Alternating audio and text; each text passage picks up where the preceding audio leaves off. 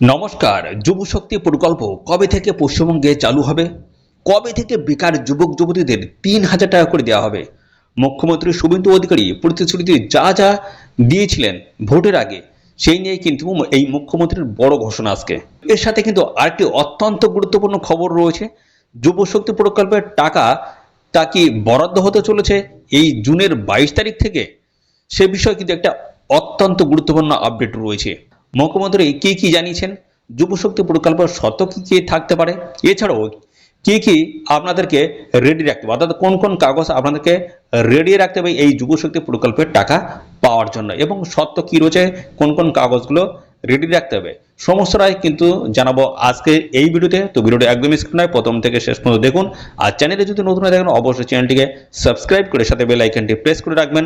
এরকম নিত্য নতুন সমস্ত আপডেট সবার আগে আমাদের এই চ্যানেল থেকে আপনারা পেয়ে যাবেন। তো চলুন আমরা সমস্তটাই দেখাবো, এবং তার আগে মুখ্যমন্ত্রী শুভেন্দু অধিকারীর বক্তব্যটা আপনারা আগে শুনুন, তারপর আমরা পরপর আলোচনায় আসছি। আমরা সম্পূর্ণ এক বছরের পরিকল্পনা আগামী 22শে জুন রাজ্য বাজেটে রাখছি। আর সংকল্পপত্রেও আর যা যা আমরা বলে গেছিলাম আমরা পর্যায়ক্রমে সেটা করব। তো দেখতে পাচ্ছেন মুখ্যমন্ত্রী শুভেন্দু অধিকারী তিনি কিন্তু কালকেই যে একটা সাংবাদিক বৈঠক করেছিলেন সংবাদ মাধ্যমের সামনে, তিনি কিন্তু এসে বলেছিলেন যে 22শে জুন পশ্চিমবঙ্গ বাজেট রয়েছে, সেই বাজেটেই আগামী এক বছরে যা যা করবেন, যে খরচ খরচা তার কিন্তু একটা বরাদ্দ করা হবে। তো বাজেট জিনিসটা কি, তা আমি যদি আপনাদেরকে সংক্ষেপে বলি, তো জুন মাসে বাজেট পেশ করা হয়েছে একবার। তো সেই বাজেটে অন্নপূর্ণা ভান্ডার প্রকল্পের জন্য একটা টাকা বরাদ্দ করলো সরকার। তো পরবর্তী অর্থবর্ষ পর্যন্ত যে টাকাটা বরাদ্দ করেছে সেই টাকা দিয়ে পুরো অন্নপূর্ণা ভান্ডারের যে প্রকল্প চালিয়ে যাওয়ার জন্য বলা হয়েছে, সেই টাকা কিন্তু পুরো অর্থবর্ষ জুড়ে কিন্তু চলবে। ঠিক আছে, অর্থাৎ পুরো এক বছর কিন্তু সেই টাকাটা চলবে।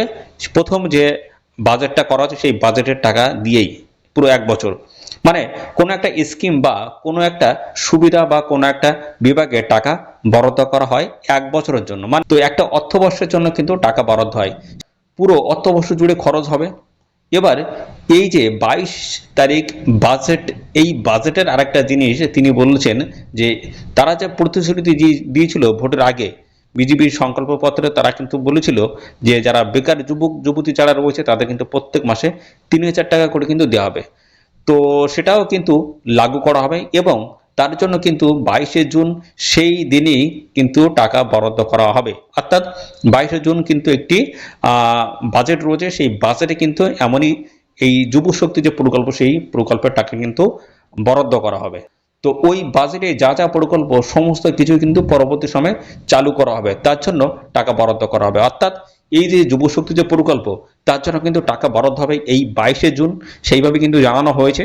তো এবার এই টাকাটা বরাদ্দ করার পর এবার সেই বাজেটে কিন্তু বলা থাকবে যে এটা এই তারিখ থেকে লাগু হবে। অর্থাৎ কি, ওই টাকা কিন্তু যে বাজেটটা পেশ হয়ে গেল তারপরে কিন্তু একটা নির্দিষ্ট সময় দেবে, সেই সময় থেকে কিন্তু সেই টাকাটা লাগু হবে পুরো এক বছরের জন্য।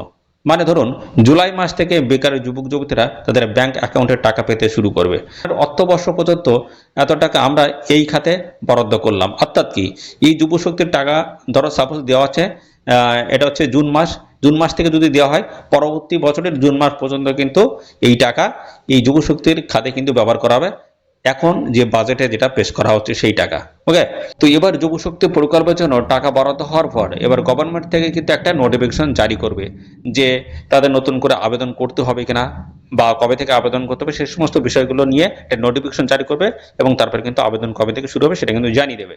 তো যারা পুরনো পেতে যারা পুরনো আগে টাকা পেতেন তাদেরকে কিন্তু অটোমেটিক রিনিউয়াল করা হবে কিনা, সবাইকে নতুন আবেদন করতে হবে কিনা, এই বিষয়গুলো নিয়ে কিন্তু নোটিফিকেশন জারি হবে। সেই নোটিফিকেশন কিন্তু সমস্তটা কিন্তু জানিয়ে দেওয়া হবে। তো তারপর নাম নথিভুক্ত হবে, যদি নতুন করে আবেদন করায় তারপরে কিন্তু ভেরিফিকেশন করার পর ধাপে ধাপে টাকাগুলো দেওয়া হবে, যেমনটা অন্নপূর্ণা ভান্ডারের ক্ষেত্রে দেওয়া হচ্ছে। সুতরাং 22শে জুন এই তারিখটা কিন্তু অত্যন্ত গুরুত্বপূর্ণ, ওই দিনের দিকে আমাদের নজর রয়েছে। তো ওই দিনে কি ঘোষণা হয় সেই দিকে কিন্তু আমাদের নজরটা থাকবে, আর আপনাদের কিন্তু সমস্ত আপডেট কিন্তু আমি দেবো আমাদের এই চ্যানেলের মাধ্যমে। ঠিক আছে, তো যুব শক্তি প্রকল্পের জন্য কি কি ক্রাইটেরিয়া বা কি কি কাগজপত্র আপনারা এখন থেকে রেডি করে রাখবেন। যদি আমি সত্যের কথা বলি যে এই যুবশক্তি প্রকল্পের টাকা আপনারা কিন্তু ছেলে মেয়ে উভয় পাবেন, শুধু ছেলেরা বলে নয়, মেয়েরা কিন্তু এখানে টাকা পাবে, অর্থাৎ উভয়ই কিন্তু এখানে টাকা পাবে যারা বেকার রয়েছে। ন্যূনতম আপনাদেরকে মাধ্যমিক পাস হতেই হবে, এছাড়া কিন্তু আপনার বয়স 20 থেকে 40-এর মধ্যেও হতে হবে। এছাড়া আরেকটা বিষয় শুনতে পাচ্ছি যে নাকি এমপ্লয়মেন্ট এক্সচেঞ্জ আপনাদের কার্ড বানিয়ে রাখতে হবে। এটা কিন্তু কোনো গভর্নমেন্টের আপডেটে কিন্তু এখনো পর্যন্ত নেই, ঠিক আছে? এই যে এক্সচেঞ্জ কার্ডটা আপনাদের লাগবে, ঠিক আছে? কোনো রকম এরকম কিন্তু গভর্নমেন্টের তরফ থেকে কোনো রকমের আপডেট কিন্তু এই পর্যন্ত শোনা যায়নি। তো এমপ্লয়মেন্ট এক্সচেঞ্জ যে কার্ড আপনাদেরকে বানাতেই হবে এমনটা কিন্তু কোনো আপডেট নেই। আরেকটা জিনিস, আপনার যে নাম পশ্চিমবঙ্গের যে ভোটার লিস্ট রয়েছে সেখানে কিন্তু আপনার নাম লিস্টে কিন্তু থাকতে হবে। এসআইআর কোনো রকমের আপনার নাম বাদ যাওয়া চলবে না, তাহলে কিন্তু আপনি যোগ্য নন। এবার যদি কাগজের কথা বলি, সেক্ষেত্রে বেসিক কাগজগুলোর মধ্যে যেমন ভোটার কার্ড রয়েছে, আধার কার্ড, ব্যাংকের পাসবই, ঠিক আছে? এই সকল কাগজগুলো কিন্তু আপনাদের থাকলে আপনারা কিন্তু এখানে আবেদন করতে পারবেন। আপনাদের শিক্ষাগত যোগ্যতা, ধরুন আমি মাধ্যমিক পাসের যে পাস সার্টিফিকেট বা মার্কশিটগুলো কিন্তু আপনার থাকতে হবে। আরেকটা জিনিস, আপনারা এখন থেকেই এগুলো কিন্তু রেডি করে রাখবেন, কারণ এই বিজেপি সরকারের সমস্ত প্রকল্পের টাকা কিন্তু ডিবিডির মাধ্যমে কিন্তু দেওয়া হচ্ছে, অর্থাৎ ডিবিডি লিঙ্কটা আপনারা কিন্তু এখন থেকেই অ্যাক্টিভ করে রাখবেন। সুতরাং আপনাদের ব্যাংকের ডিবিডি লিঙ্কটা আপনারা অবশ্যই করিয়ে এখন রাখুন। যখন প্রকল্প চালু হবে তখন আপনাদের অনেকটা কিন্তু সুবিধা হবে। তো আর বর্তমানে যুবশক্তি প্রকল্পের পোর্টালও কিন্তু চালু হয়েছে। যুবসাথী যে প্রকল্পের যে পোর্টালটা ছিল সেই পোর্টালে কিন্তু শুধুমাত্র কালার চেঞ্জ করে সেখানে কিন্তু নামটা পরিবর্তন করা হয়েছে এবং সেখানে মুখ্যমন্ত্রীর ছবি, সেখানে শুভেন্দু অধিকারীর ছবি অ্যাড করে দেওয়া কিন্তু হয়েছে।